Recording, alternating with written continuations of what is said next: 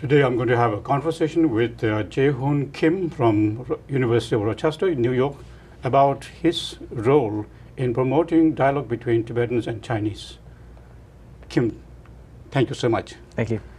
The first question I would like to direct to you is, what got you interested in Tibetan issues and particularly to organize such events like a dialogue between the Chinese and Tibetans, which is of its first kind I heard in your university?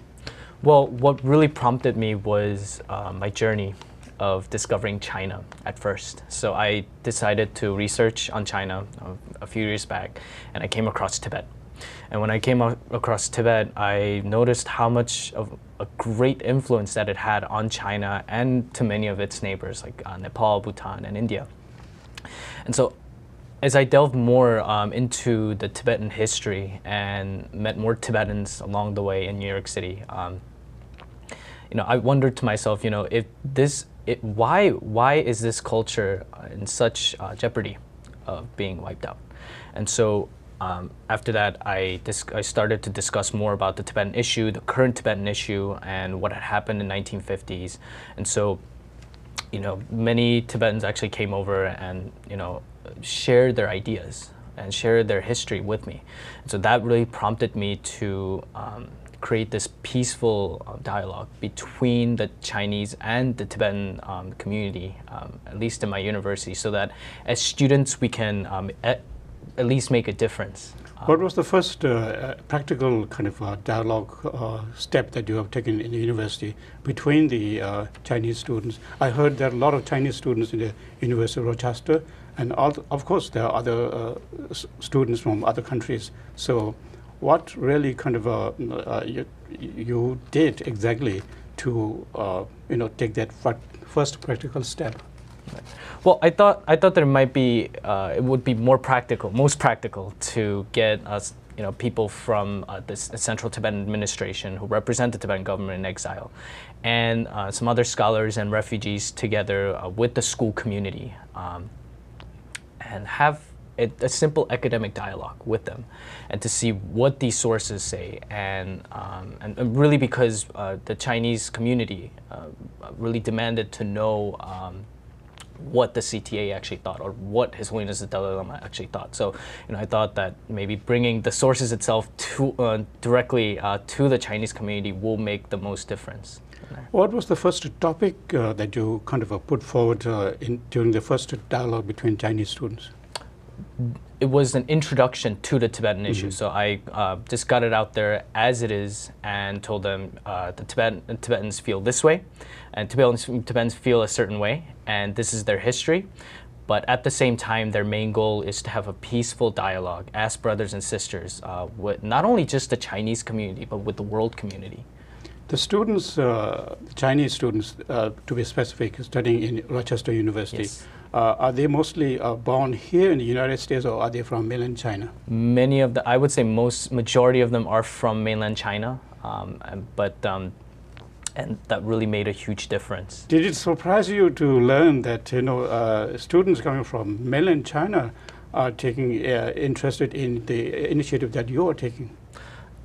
At first, it was extremely surprising, but what I noticed by constantly engaging with them in these dialogues was that they're just the same as anybody else in this world, really, and they have a lot to offer, and again, I think the greatest thing, my greatest experience of having interactions with them is that majority of the Chinese students are always willing to learn. And they are open when they wish to, and when they're open, they will treat you like family.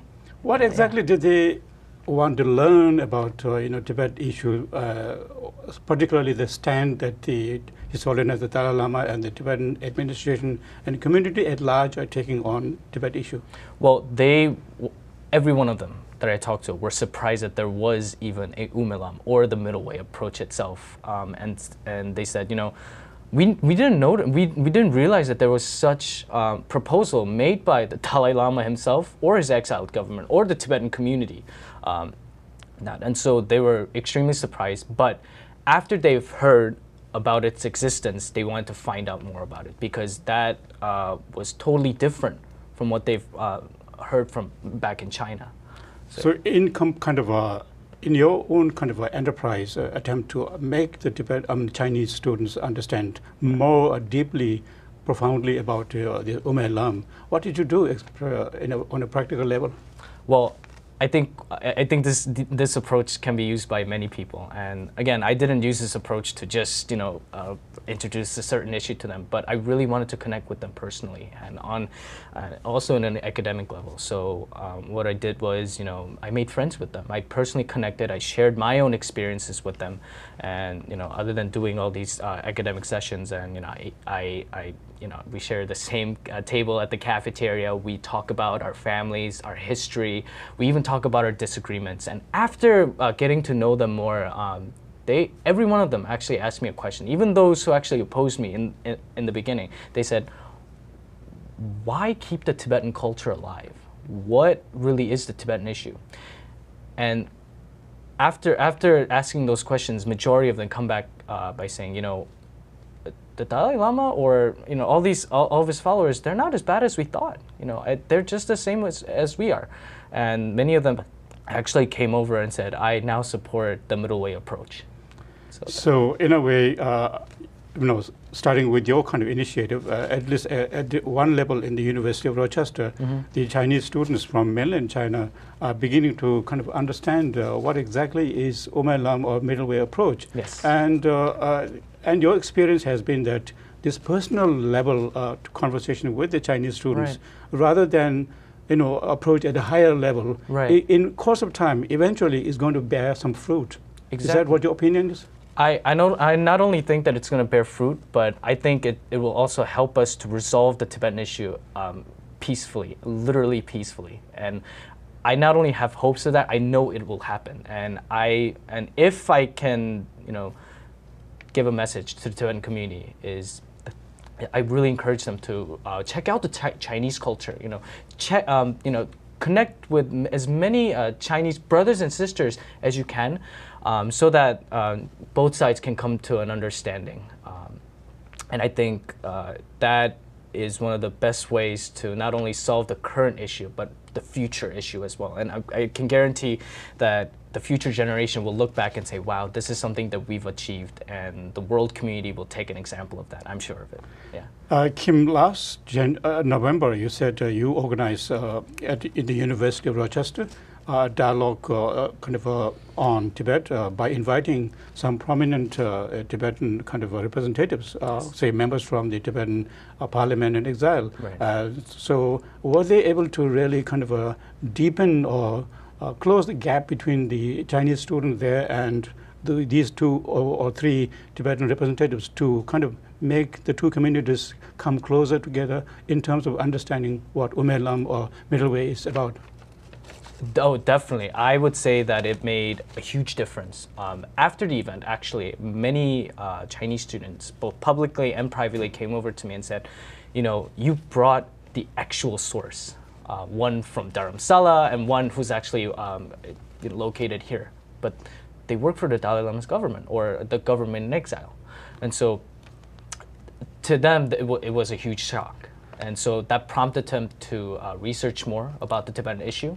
And many of them actually after that came over to me and said, we wish to have more dialogue. We want to check this culture out more. I would love to ask you the one more question, and the last one rather, is that you have taken a giant step and still you need to take more steps. And so what is your next step forward to make your kind of initiative even more successful in course of time?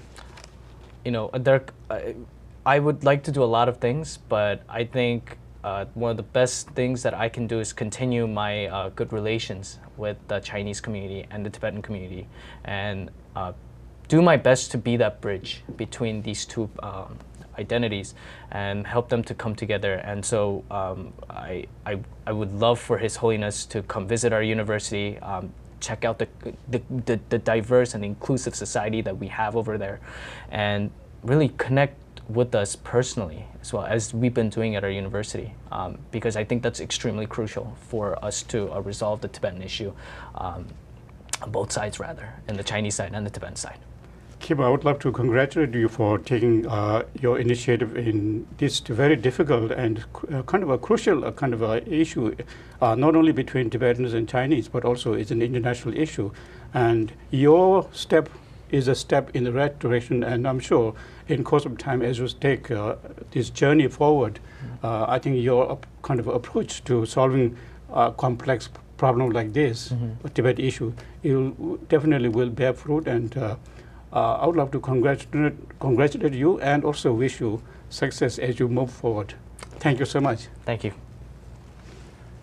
I'm done with the interview with Mr. Se Hoon Kim from the University of Rochester, particularly dealing with his initiative about finding a solution to solve the vexed Tibetan-China issue. Thank you.